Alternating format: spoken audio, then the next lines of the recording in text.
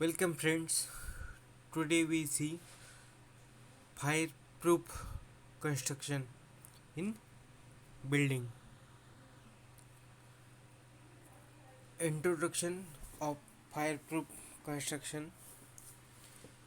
It is defined as the protection of the occupants of the building, contents and structure of the building and adjacent buildings from the risk of fire and spread of fire. The objective is achieved by using fire resistive material in the building construction by suitable planning of the building internally and in relation to adjacent building internally and in relation to adjacent building by providing suitable means of quick escape for the occupants. These measures are essential to minimize the spread of fire and limit the total damage to a minimum. Fire protection is most important in building. The material used in fire protection should be fire resistive and give the time for the escape for the occupants from the building. Then important consideration in fire protection.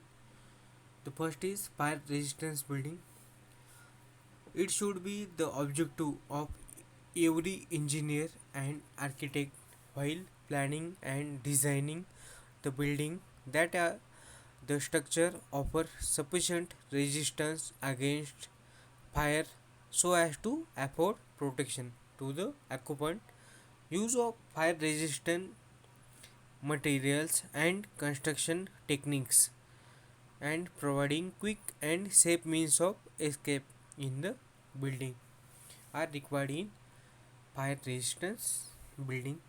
Second is all the structural elements such as floors, walls, columns, beams should be made of fire resisting materials. Third is sustainable materials used in construction.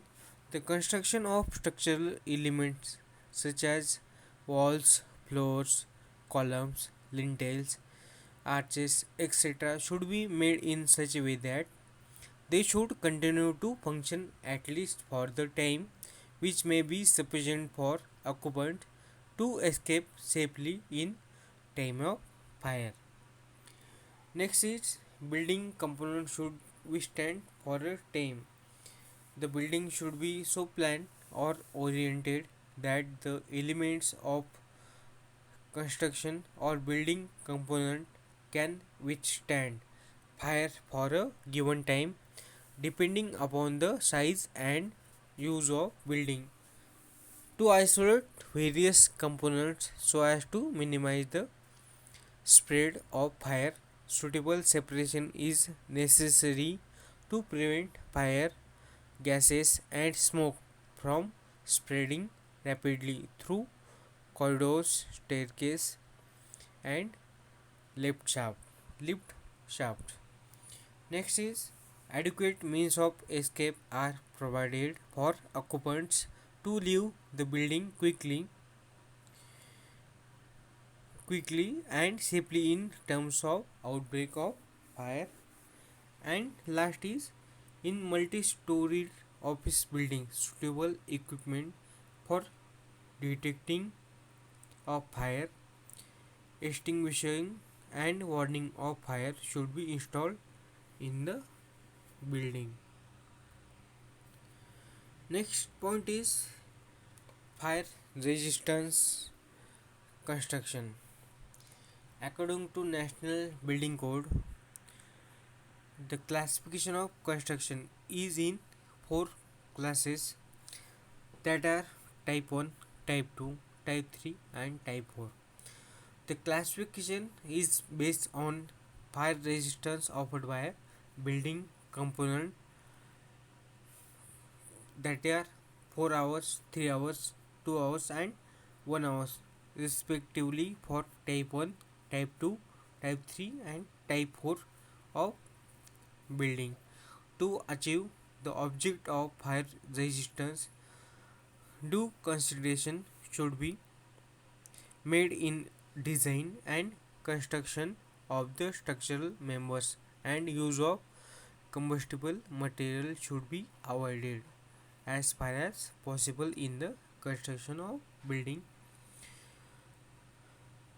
The five, the four components are considered, in which walls and columns, next floors and roofs, wall openings, and building fire escape element that are stairs, staircases, corridors, and entrances. We see one by one. First is walls and columns. The load bearing, non load bearing walls should be plastered with fire resistive mortar to improve fire resistance. Normally, 20 centimeter thick common wall is sufficient for from fire resistance point of view. Bricks should be prepared to stones if the construction is solid bearing walls. If it happens to be frame structure, then RCC frames are preferred to those of steel frames. Partition walls should also be fire resistance material. In case of wooden partitions are employed, they should be covered with metal and plaster. Sufficient cover to RCC members like beams or columns should be to enable them to function satisfactorily and under the fire maximum time. It has been recommended that a cover of at least 5 centimeter inside the main reinforcement of members like columns, girders, trusses, and 38 millimeter for ordinary beams, long span slabs, arches, and 25 millimeter for partition walls. Short span should be provided. The fireproofing treatment, which can possibly to concrete and steel columns construction, are shown in figure. Minimum 5 centimeter cover is provided for main steel in the RCC member. Then gypsum plaster board is provided in plastering, and for minimum cover all around should be in a plastering is, and construction minimum is 10 centimeter. Next is floors and roofs. The floors and roofs should be made of fire resisting material as they act as horizontal barrier to spread of heat and fire in vertical direction. For fire resistance construction, the floors such as concrete, jacquard floors with steel joists embedded in concrete wall or hollow tiled rib floors. RCC floors etc should be like as shown in figure.